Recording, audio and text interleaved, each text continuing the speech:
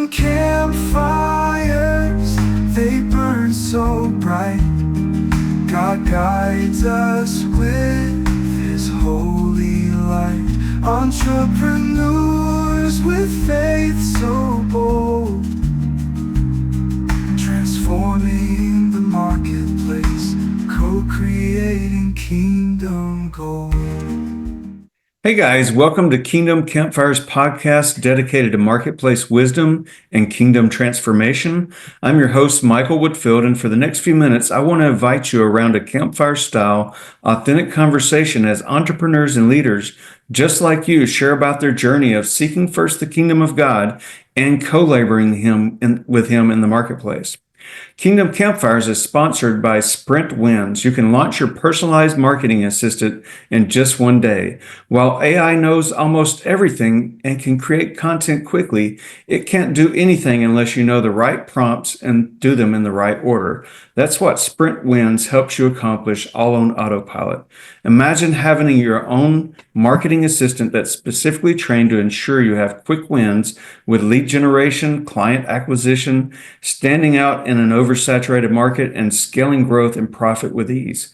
Custom trained AI assistants create 10 times more quality leads and accelerate profits on autopilot. Visit sprintwins.com today and learn how you can reduce your workload and transform your business in just one day.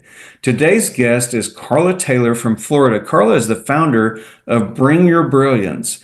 She's a culture consultant who helps individuals, teams, and organizations align with their strengths and purpose. She's the author of the Career Happiness Project, and the upcoming book that she's releasing is Career Happiness in the Age of AI. Carla empowers professionals to confidently communicate their value and foster productive connections. Her data-driven approach served as high-level professionals in universities and healthcare sectors. Carla, welcome to the Kingdom Campfires podcast. I'm going to kick it off with our first question. How has Matthew 6:33, seeking first the kingdom of God, played out practically in your business decisions? Thank you so much, Michael, for having me here. And I love all of your questions, but this one in particular has become more and more and more at the forefront of my life and my business as well as personal decisions. And so I have definitely been a Christian my whole life, and I used to pray a lot, but I didn't really have a personal relationship with Jesus for a long time. And when I finally understood that and shifted into that, I still found that I was trying to do too much on my own still. Like, I'd pray about it, other people would be praying about it. It was like, oh, this is for sure is from God. This is definitely God's answer. And even some of those didn't work out. And when that first started happening, it was devastating to me because I thought, the grief, God was in this. It was like one particular situation, the person and I were both praying in the same hour even, and we both then met each other. We'd known each other years ago. It was God's work. He was doing kingdom story producing for Kingdom Legacy families and things. And so, I mean, it had God everywhere in it. It just felt like it couldn't be more aligned. And a month later, the whole thing went abruptly south, and it was devastating. And what I learned through that was, yeah, I prayed about it, and yeah, it was all about God all the way through, but we both were still taking it upon ourselves instead of letting God lead. And actually, very shortly after that, I was on this incredible call that they were talking to godly leaders and saying that God was actually saying right now, you're not actually treating me as a CEO. You might be maybe, giving me a nod, but you're not actually working with me every day. And because of that, I have left the room. And that started me on this extremely deep part of my journey. And shortly after that, I had a cousin who didn't know any of that and sent me a song that was called The King is in the Room. And there were just all sorts of things that was confirmation that, okay, now I'm getting it. Now I'm understanding it. Now I get that it's not just about prayer. It's not just about talking about God, but it's that daily walk with God that makes all the difference. Yeah, that's really good. And I think sometimes it's those confirmations. We get a direction, we hear from God, and then we get those confirmations from others. And I think there's just so much value in knowing, yes, you're on the right direction, you're on the right course. That's and really I tried cool. to take it and run with it when I got that first confirmation, and that's what went wrong, is that I then took it back off fully upon me, and so I don't do that anymore. Yeah. Learned my Yeah. lesson. Well, we try not to do that Right, anyway. exactly. Yeah. So what do you believe are some essential character traits for a kingdom entrepreneur?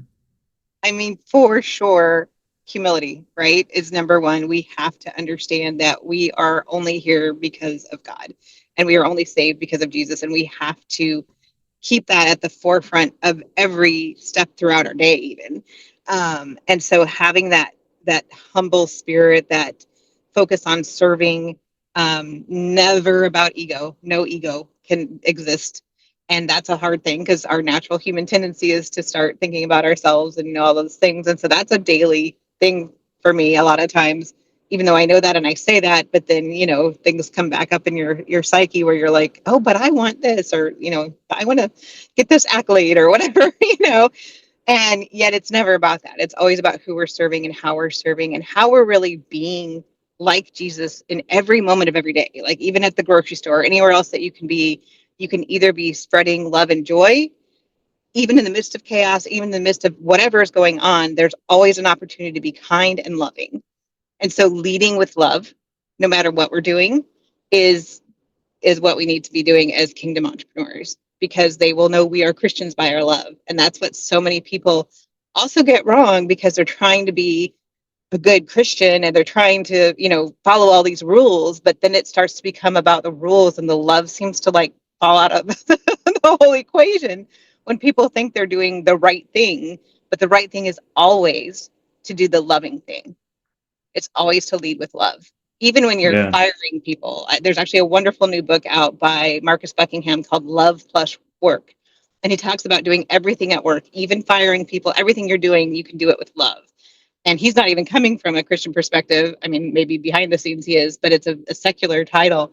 But it's just an incredible approach to doing even the work that we love, and following that passion and that calling that Jesus put in our hearts. And that's a lot of the work that I do, is helping people figure out what that is and then align with it.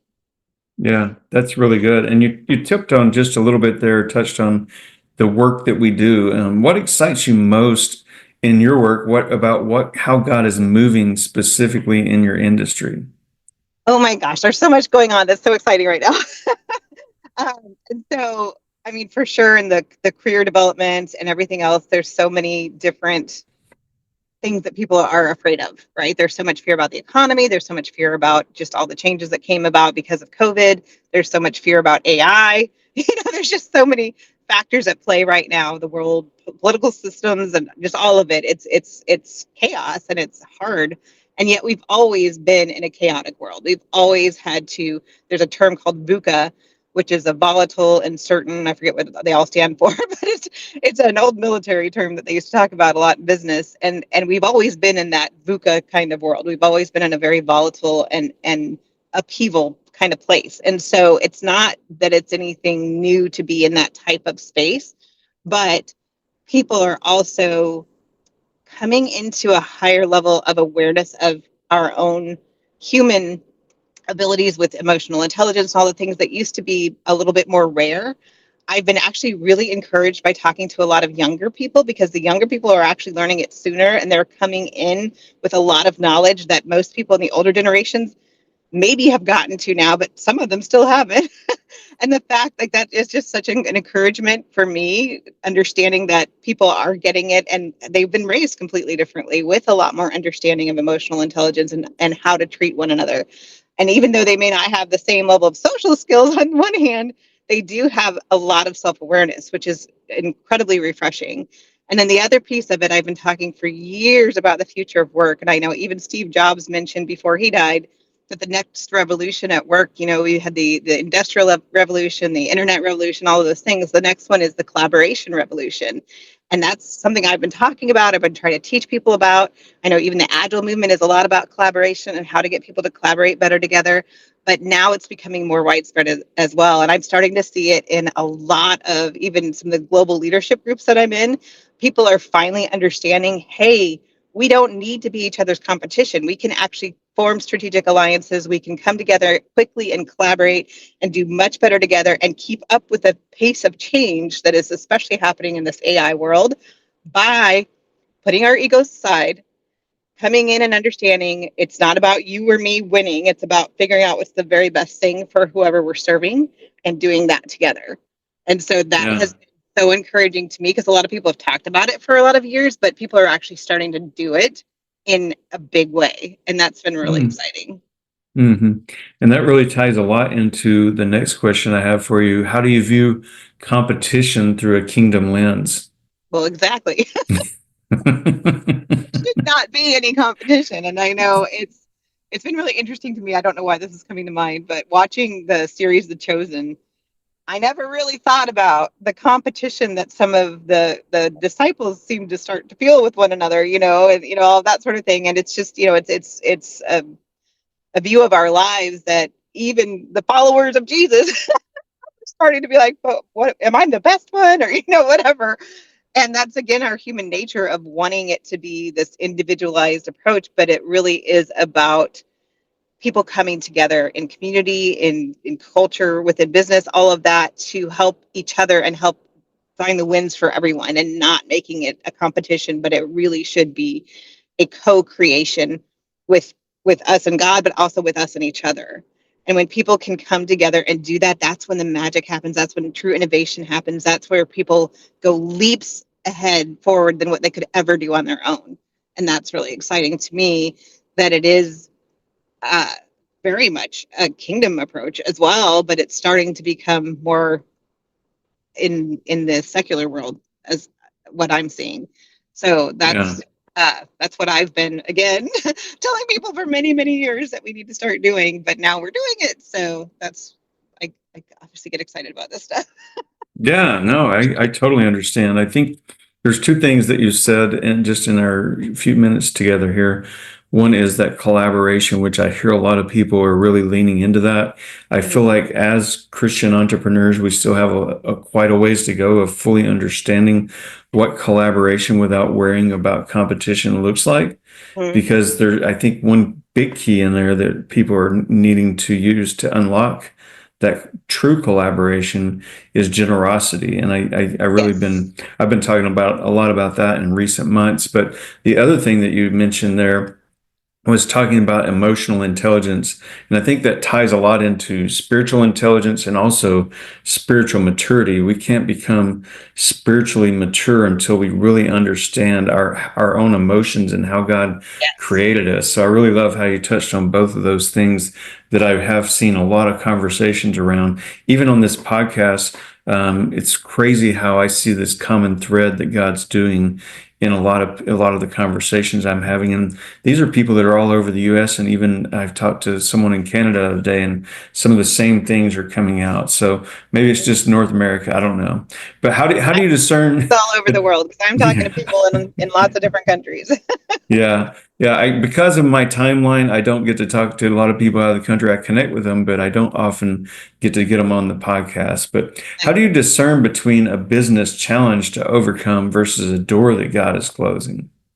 I mean, that is just such a good question because it's not always obvious at the beginning, but I think it's one of those things that it's a yes until it's a no.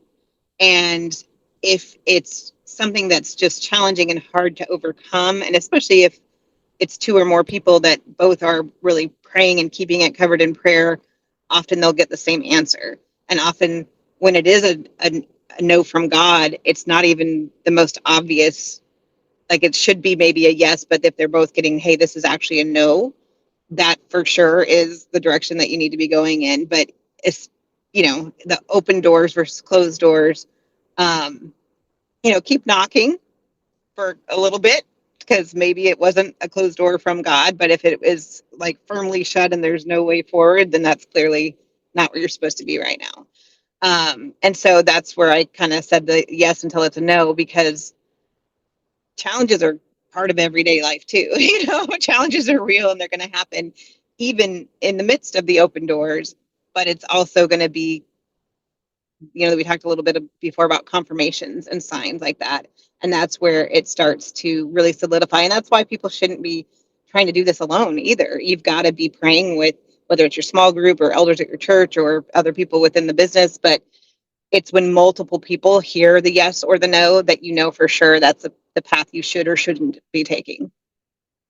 Yeah, that's really good. Well, we have time for one more question. Can you share about a specific campfire moment when God revealed something that changed the trajectory of your business? Well, I can definitely share that I've had multiple. I think we all had a pretty massive global campfire moment with COVID and all the things that happened there. But more recently for me and more personally for me, I really felt like God was telling me to move to Florida. I had never planned to move to Florida. I certainly never planned to move to Orlando. And I had come down here for a trip. There were 20 or 30 signs within 3 days that it was so clear that God was saying, come here, you should be here, come here. This is where you need to be. I mean, it was glaringly obvious. Everybody around me was like, wow, yeah, you definitely are supposed to be coming to Florida. And so I was on that path.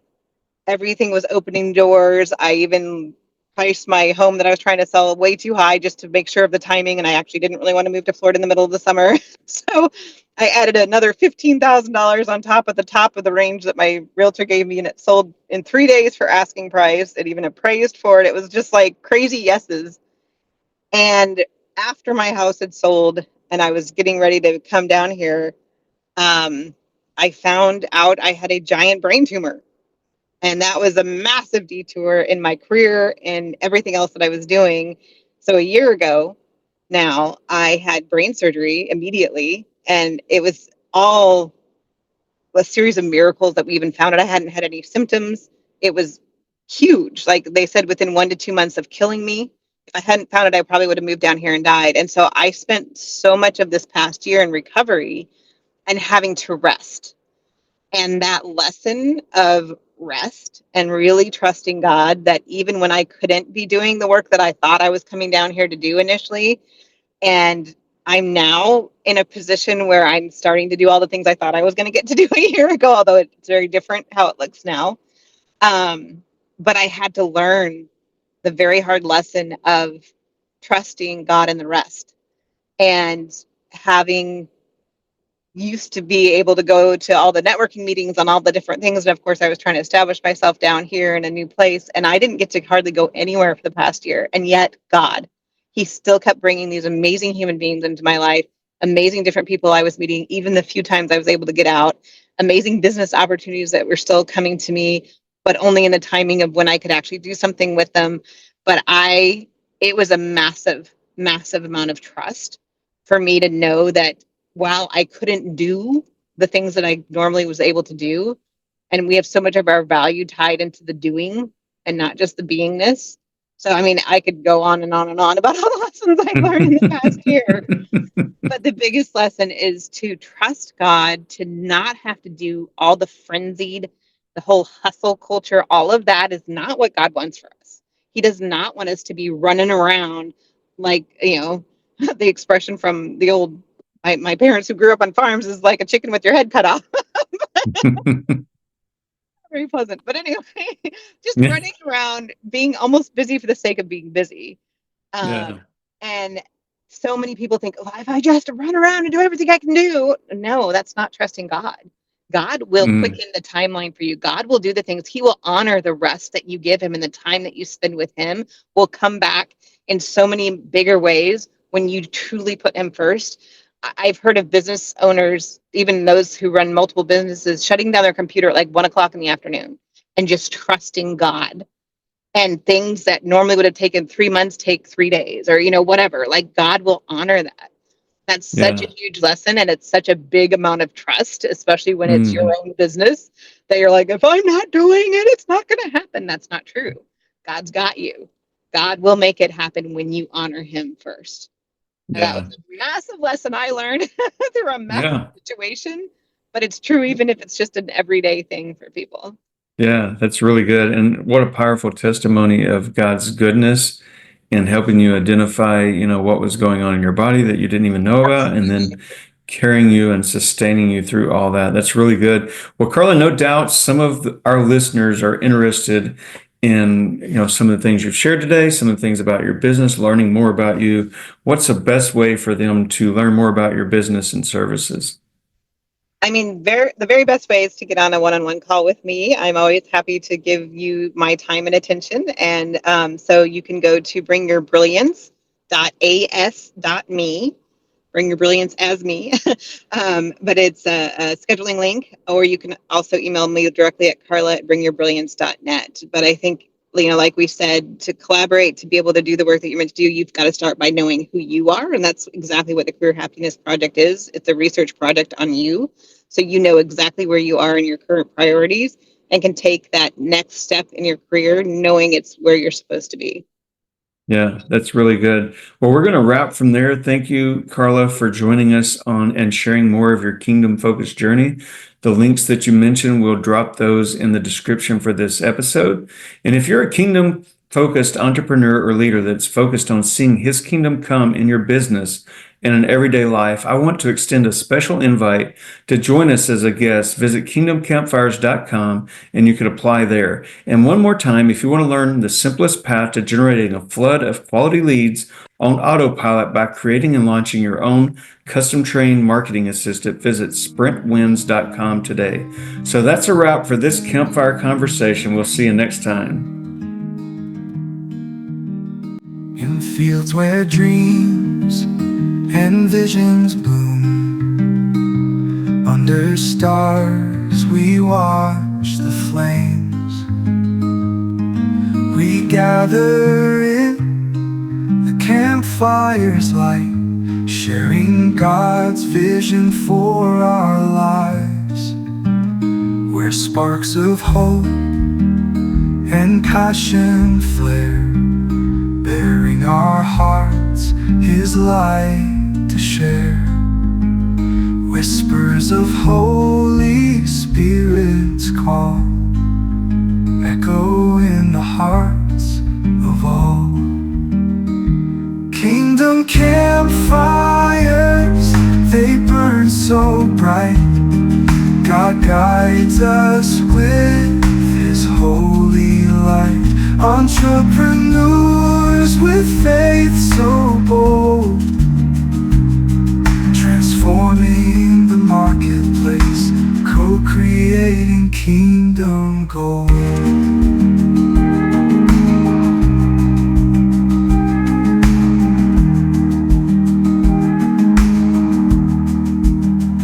Beyond the fire, where shadows fade, by His grace He guides the way. Every heart on the mission field, together we shall see it built. A tapestry of faith and traits, where every thread is heaven made,